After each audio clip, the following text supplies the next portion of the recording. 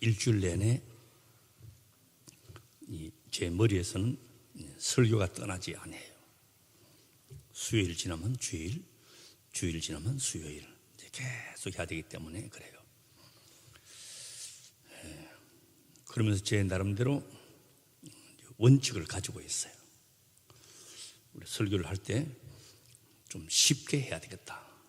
근데 참 이 로마서 하면서 쉽게 하려고 해도 잘 안 되는 경우가 많고, 여러분들도 좀 어렵죠? 무슨 말을 하는지 모르겠죠? 나도 잘 모르는데 어떻게 알겠어요? 좀 쉽게 하자. 그 다음에 두 번째는 쉬우면서도 내용을 좀 좋게 하자. 내용이 좋아서 맞다, 긍정이 돼야 되고. 그 다음에 이제 세 번째는 좀 지루하지 않게 해야 되겠다. 목사가 교인들 졸게 하면 나중에 하나님 앞에 얼마나 책망이 크겠어요. 지루하지 않게 하다. 그 다음에 이제 제일 중요한 건데, 이것도 안 되고 저것도 안 되면 빨리 끝내라, 빨리 끝내라. 저는 이 네 번째는 가장 확실하게 할 수가 있어요. 오늘 이제 로마서 7장 다음 시간까지 나누어서 오늘 먼저 하려고 합니다. 최근에 우리나라 이 정치를 보면 촛불 집회, 또 대통령 탄핵, 재판, 구속을 계속할 거냐, 구속을 일단 정지하고 재판할 거냐, 이번 주 안에 또 결정된다 그러잖아요. 또 요즘 와서는 이제 적폐청산, 이렇게 흘러가고 있어요. 근데 많은 외국의 기자들, 한국의 주둔해 있는 주한 그 언론 특파원들이 볼 때 뭐라고 했는가 하니까 총체적인 부패다, 그런 말을 많이 해요. 총체적 부패라고 하는 것은 정치권 하나만 잘못된 것이 아니고 다 부패했다는 거예요. 그러니까 지금 우리는 법정에 서 있고 서울구치소에 있는 사람만 비판하고 그 사람들만 정죄할 수가 있겠느냐. 총체적 부패라고 하는 것은 국민 다 함께 정죄당할 수밖에 없는 한 통속이라 하는 그런 말이에요. 지금까지 우리 역사를 보면 그래요. 어제 오늘의 이야기가 아니에요. 조선시대도 그랬고 구한말 시대도 그랬고 역대 정권 가운데 안 그런 적이 한 번도 어디 있었어요. 정권 바뀔 때마다 부정부패, 청산, 정의로운 사회 구현 다 했지만은 지나놓고 보면 뭐 그놈이 그놈이고 그놈, 그분이 그분이고 그 어른이 그 어른이고 다 그랬어. 자, 그런 가운데 이제 우리가 살고 있는데 숨겨져 왔고 또 알아도 말을 못할 때가 있었고, 왜 말을 못했냐? 안보라 덮어버리고 번영과 건설하려면 할 수 없다, 적당히 넘어가고, 또 관행이다 이래가지고 그냥 지나가기도 하고, 그렇게 안 하면 안보도 없고 건설도 없고 또 적당하게 타협하지 않으면 사업도 못하고 돈도 못 벌고 출세도 못한다. 이게 우리 사회의 철학이 되어버렸다는 거예요. 그래서 맑은 물에는 고기가 없고 너무 깨끗해 가지고는 못 살고 적당히 타협하면서 살아야 된다고 하는 철학이 우리 사회 밑바닥에 깊이 뿌리를 받고 있다는 거예요. 그러나 오늘 우리가 분명히 알아야 될 것은 하나님께서는 이런 세대 속에서도 곳곳에 하나님의 사람을 두었다는 거예요. 비록 드러나지는 아니하지만은 묵묵히 일하는 사람, 정말 나를 사랑하는 사람, 교회마다 산골짜기마다 무릎을 꿇고 기도하는 사람, 하나님을 진심으로 사랑하는 사람이 많이 있다는 것이 이사야 시대에도 있었고 에스겔 시대에도 있었고 다 있었어요. 그리고 하나님의 교회에 하나님의 은총 속에서 전개되는 하나님의 역사가 있는 것을 분명히 믿고 있는 것이. 제가 미국 동남도에 초청받아서 그 조지아 아틀란타 몇 번 갔다 왔잖아요. 그 아틀란타 뭐 이제 유명한 게 코카콜라 회사가 이제 거기 있고, 또 CNN 방송사가 거기 있고, 뭐 그거는 이제 그렇고, 마틴 루터 킹 목사님의 그 기념관과 기념교회가 아틀란타에 있어요. 저는 갈 때마다 거기 늘 이렇게 들리는데, 그 마틴 루터 킹 목사님 그 논문 중에 이런 것이 있어요. 어떻게 내 마음이 변하느냐? 어떻게 내 마음이 변하느냐? 이런 이제 제목에 쓴 글이 있는데, 그 중에 한 토막을 보면 이렇게 기록하고 있어요. 내 일생에 평온한 날이 별로 없었다. 5번 감옥에 투옥이 되었고, 집이 2번이나 폭발을 당했고,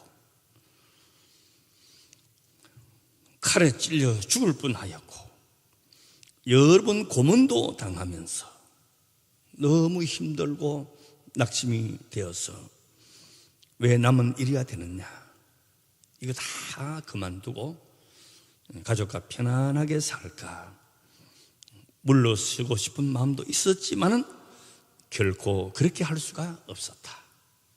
이런 마틴 루터 킹 목사님은 흑인 인권 운동가이잖아요. 이분이 미국 국경일이 되었어. 마틴 루터 킹 목사님의 그날에 미국의 국경일이 될 정도로 아주 유명한 분이 되었어요. 왜 그렇게 할 수 없었느냐? 마태복음 11장 28절에 나는 마음이 온유하고 겸손하니 나의 멍에를 메고 내게 배우라. 그리하면 너희 마음이 쉼을 얻으리니 너는 내 멍에는 쉽고 내 짐은 가벼움이라 하신 이 예수님의 말씀을 따랐기 때문이다.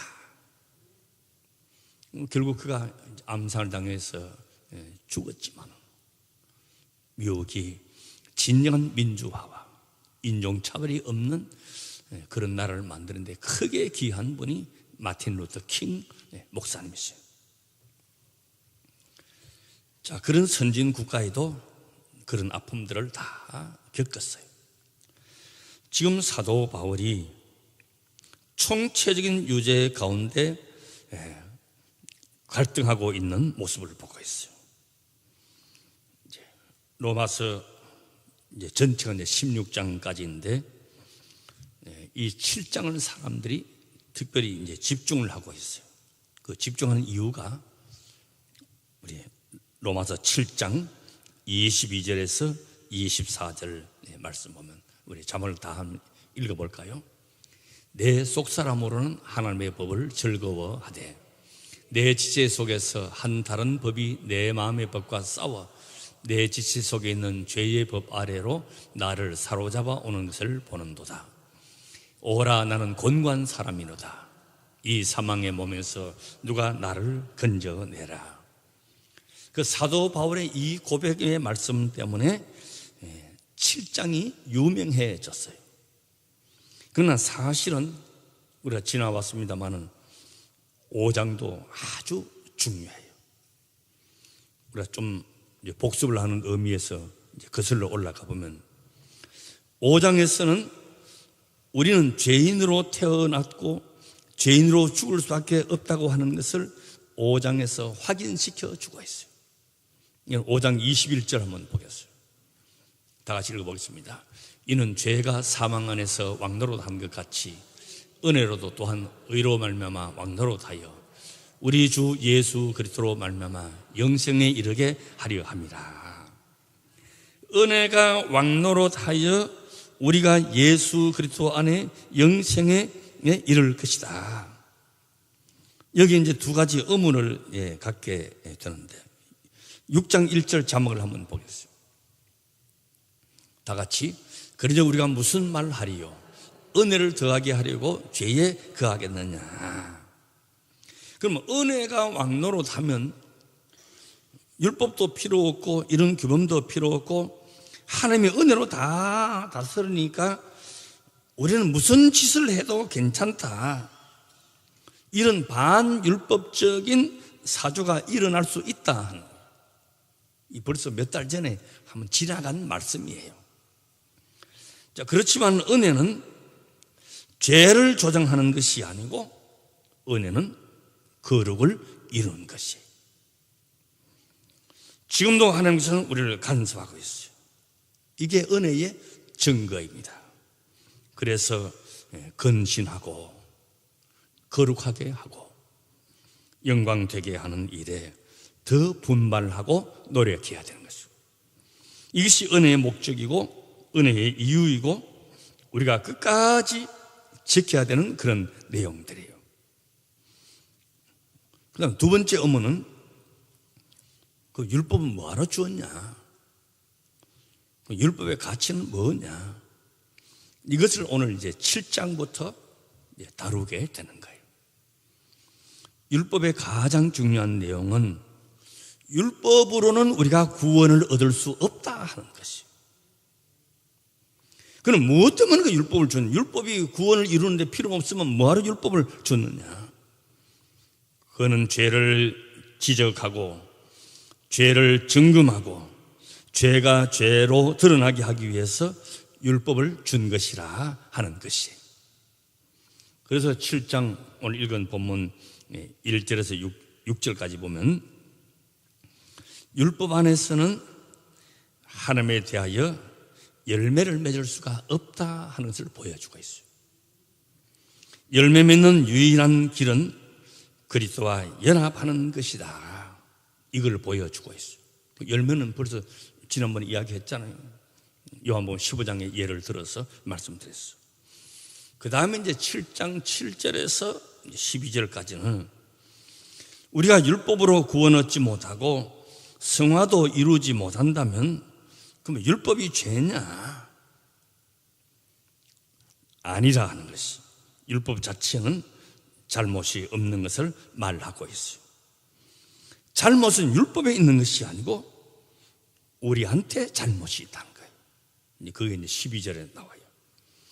그 다음에 이제 13절부터 마지막 24절까지는 그럼 율법 아래 있으면 성화가 불가능하다고 하는 것을 보여주고 있는 것이요.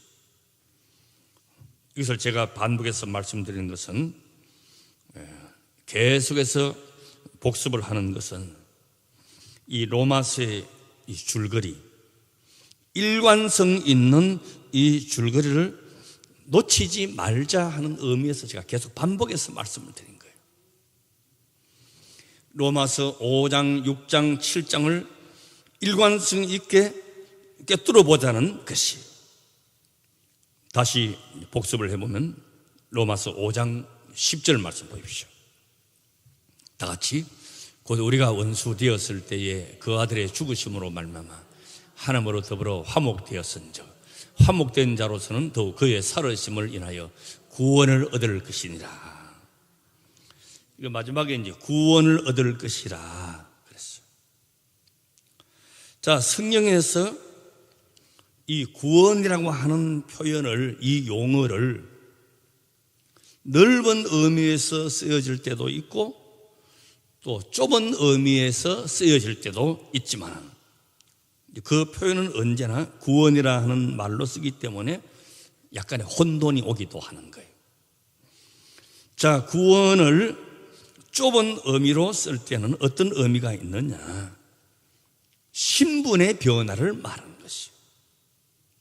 죄의 종이 되어 있었다가 하나님의 자녀가 되었다. 신분이 완전히 달라졌죠. 신분이 바뀌는 것은 그 운명이 바뀌어지는 것이요. 죄의 종으로 있으면 어디로 갑니까? 사망으로 가는 거예요. 그러나 하나님의 자녀는 영생으로 가는 거예요. 엄청난 변화죠. 사망으로서 생명으로 옮긴 거예요. 신분이 달라졌어요. 이것을 신앙 용어로 말하면 칭의라 하는 말을 써요. 의롭다 함을 받았다 하는 그런 뜻이에요. 이거는 법적인 용어예요. 선고를 받은 것, 이것을 구원이라 하는 말이에요. 여러분, 사람의 죄는 어떻게 결정이 됩니까? 저 사람은 죄인이야, 죽일 놈이야, 그렇게 해서 죄인 되는 게 아니에요. 저 사람은 죄가 없어 착하다 해서 되는 게 아니에요. 판사가 죄가 있다 없다 판결하는 거예요. 그래서 결정이 되는 거예요. 때로는 사람이 판단하기 때문에 잘못 판단이 돼서 억울하게 감옥 살아가는 사람도 있고, 죄인이 밖에 나와서 떳떳하게 돌아다니는 사람도 있고 하지만은, 그러나 판사가 결정하는 거예요. 그 신분의 변화, 죄의 종에서 하나님의 자녀가 되었다. 그게 구원의 좁은 의미고, 그리고 구원의 넓은 의미로 쓰여질 때는 신분의 변화뿐 아니고 수준의 변화를 말하는 것이, 칭의받는 것이 아니고 성화가 되고 영화가 되어야 된다 하는 것이. 자, 전에 제가 예를 들어서 말씀을 드렸죠. 이스라엘 백성들이 애굽에서 해방되어 광야로 나왔어요. 이제 영역이 달라졌죠. 바로왕의 통치 영역에서 벗어나 홍해를 건너서 그 신분이 하나님의 자녀가 되었고 이제 광야로 나왔어요. 분명히 그 지역을 벗어나왔고 분명히 그 바로의 통치에서 벗어났는데 수준은 변하지 않고 성숙이 안 됐다는 거예요. 여전히 원망하고 불평하고 미워하고 옛날을 그리워하고, 완전히 신분도 바뀌고 영역도 달라졌는데 옛날 모습 그대로 가지고 있는 거야.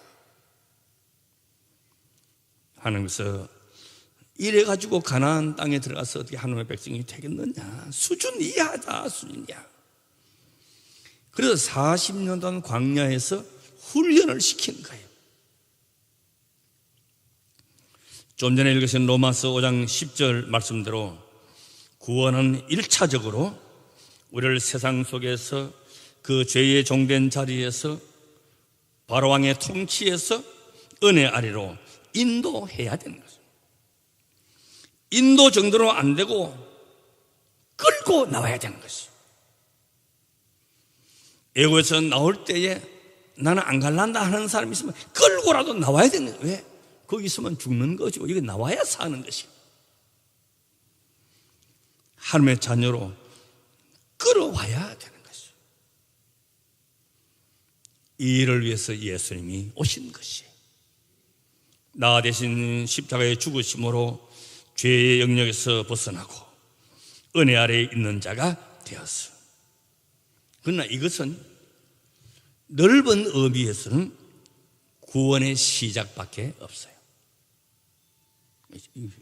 예배 시간마다 핸드폰이 참 너무 잘 울리네요. 예, 받으세요. 혹시 집에 불났다 그런지 모르니까. 자, 이거는 구원의 시작이에요. 시작. 성경에서 말하는 중생인데, 중생은 이제 다시 태어난다 하는 말이잖아요. 중생은 출생에 불과하다. 이제는 그 안에서 자라나야 되는 거예요. 어린아이가 태어나죠. 처음에 뭐 볼품이 있어요. 쭈글쭈글하고 시퍼렇고 다 그렇죠. 그래도 생명 얻는 기쁨이 넘치는 거예요. 금방 태어나서 인간 구실합니까? 못해요. 다 씻겨주고 먹여주고 입혀주고 보살펴주고. 그때는 어린아이가 제일 어른이야. 그러나 한 사람의 성숙한 인간이 되기 위해서는 배우고 또 배우고 또 때로는 아프고 넘어지고 시행착오가 있고 환난 질고를 겪고 그래서 계속 자라는 거예요. 신체도 자라고 지식도 자라고 지혜도 자라고 철도 들고 자라야 되는 거예요. 중생은 태어난 것이에요. 구원은 그 수준이라는 말씀. 10절에 하반절에 있듯이 화목된 자로서 더욱 그의 살았음을 인하여 했듯이 계속 자라야 되는 것이에요. 제가 신학자는 아니지만은 우리 한국교회가 구원을 많이 강조를 했어요. 그런데 칭의와 성화와 영화를 제외를 해놓고 너무 강조한 것이 문제가 많은 것이에요. 구원의 확신을 얻은 후에 성장과 성숙이 이루어지지 않는다는 거예요.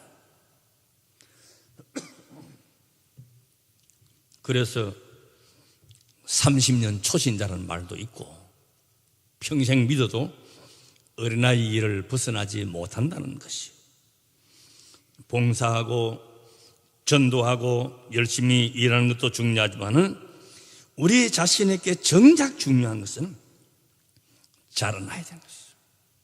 성숙해야 되는 것이죠. 여러분, 우리 자녀들이 20살이 됐는데도 엄마 나 먹여줘, 씻겨줘, 입혀줘, 이런 등신 같은 놈이 어디 있겠어요? 20살 됐는데 그러고 하고 있으면 되겠냐 말이죠. 고등학교 3학년 됐는데 공부하라고 했지만은 3일은 3, 3이 6 이러고 있으면 되겠나 말이죠.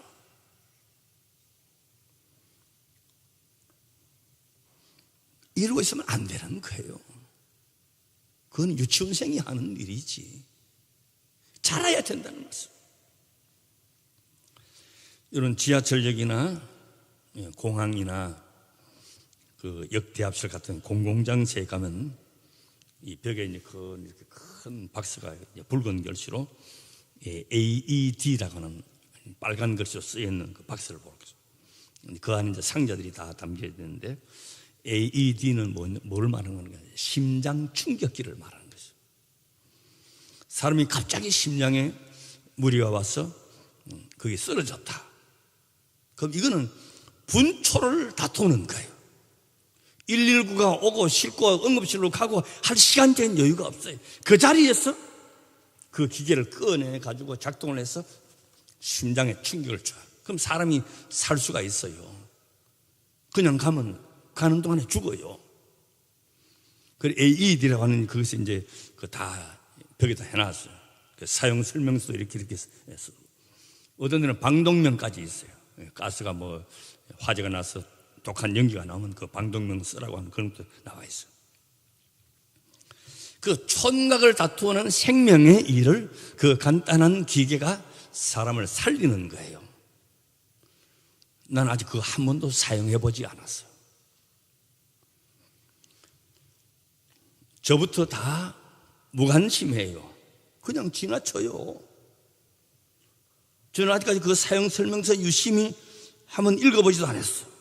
만 옆에 사람이 쓰러지면 얼른 꺼내가지고 해야 될 거 아니에요. 사람은 지금 쓰러져 누워있는데 그 설명서 읽어보고 할 시간이 없어요. 빨리 해야지.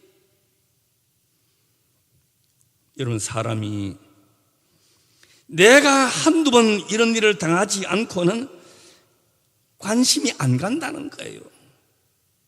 내가 넘어져 보고 내 가족이 쓰러져 봐야 그 길의 중요성을 알지 몰라요. 다 그냥 지나쳐. AED가 중요한지도 몰라요. 처음 들어봤죠, 그런 거?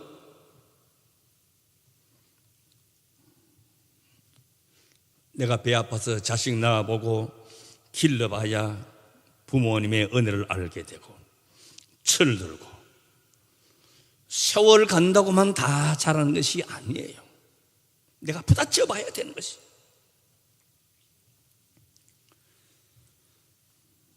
성도는 구원 얻은 다음에 태어났으면 그 구원이 거룩함으로 가야 돼요. 성숙함으로 자라야 되고 거룩함에 이른 열매를 맺어야 돼요. 우리의 신앙 인격이 변해야 돼요. 겸손하게, 온유하게, 인자하게, 인내하게. 지금 4가지 하는 동안에 아멘을 아무도 안 하는 거죠. 너그러움으로 폭넓게 큰 그릇으로 변화되어야 되는 것이에요. 옹졸하지 않고 편협되지 않고 멀리 보고 넓게 보고 변화되는 것이에요. 저는 우리 교회는, 어떤 교회는 개척교회 지하 상가 교회인데도 헌수막을 걸어놓고 5천만 원을 그리스도에게로.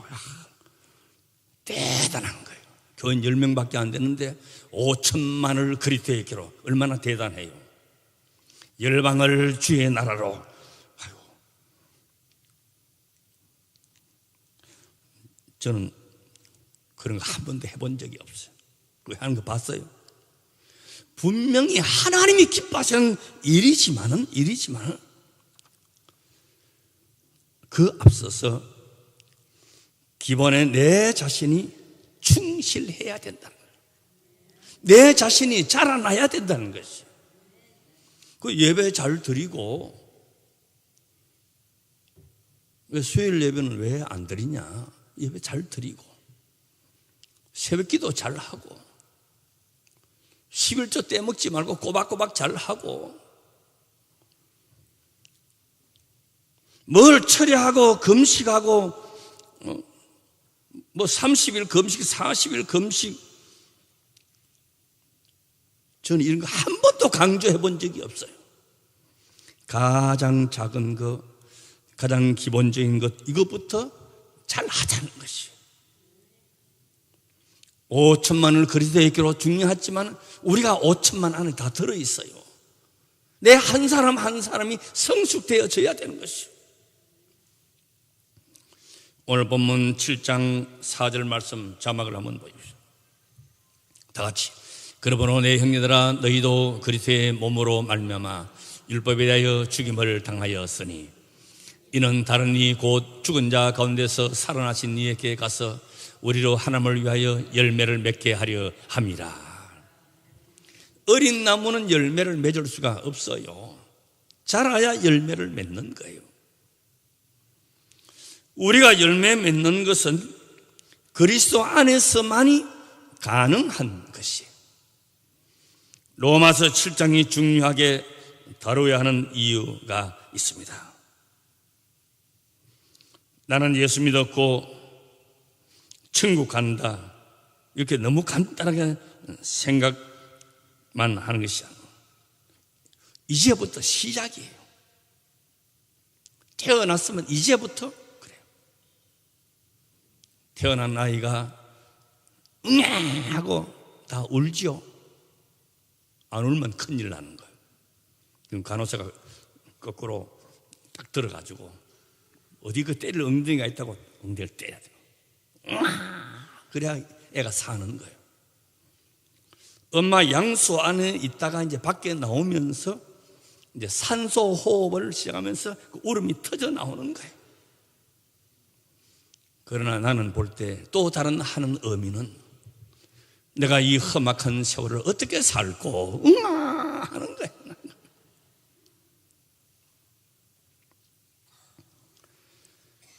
이제부터 시작이에요. 내 안에 끊임없이 돋아나는 옛 잔재들을 뿌리 뽑고 성장해야 하는 아픔을 겪고 그 싸움을 계속 해야 되는 것이 이제부터 시작이에요. 응애하든지 뭐 야호를 하든지 간에 시작이에요. 영적인 싸움이 계속됩니다. 갈등도 있습니다. 편한 것이 없습니다. 힘듭니다. 부지런해야 됩니다. 그리고 장성하는 수준에 맞추어서 짐을 져야 되는 것이에요. 저는 지금도 잊지 못하는 것이, 제가 중학교 2, 3학년 때인가 이제 지게를 지고 이렇게 오는데 동네 어른들이 그래요. 이야, 너 이제 장골 다 됐다 그래. 장골. 지게 큰 걸 지고 오니까 장골 다 됐다 그래. 내가 옛날에 지게 졌다면 아무도 안 믿어요. 지게 안 졌으면 키가 요만큼 더 컸을 건데. 자라야 되는 거예요. 그 자람에 맞는 짐을 지는 거예요. 자라서 편안하고 생각하면 안 되는 것이. 이것이 신앙생활이에요. 이것이 우리가 싸워 나아가야 할 함께 7장에서 가르치는 중요한 내용이에요. 오늘 7장은 이제 서론만 말했고 다음번에 다시 7장 1절을 다시 하겠어요. 여러분 믿음으로 끝까지 승리하시를 주의 이름으로 축원합니다. 아멘.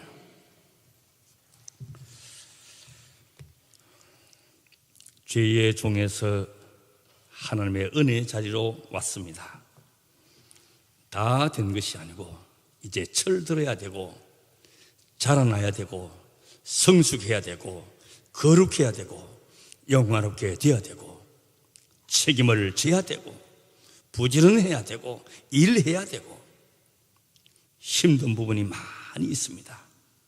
이제 태어난 자가 아니고 어린아이의 일은 벗어버리고 장수하게 자랄 수 있는 믿음의 장부가 다 되게 하여 주시옵소서. 애굽에서 나왔지만은 위치는 바뀌어졌지만은 신분은 달라졌지만은 아직 자라지 못했던 이스라엘 백성들이 교훈이 되어서 하나님의 성숙한 자녀로 나아가게 하여 주시옵소서.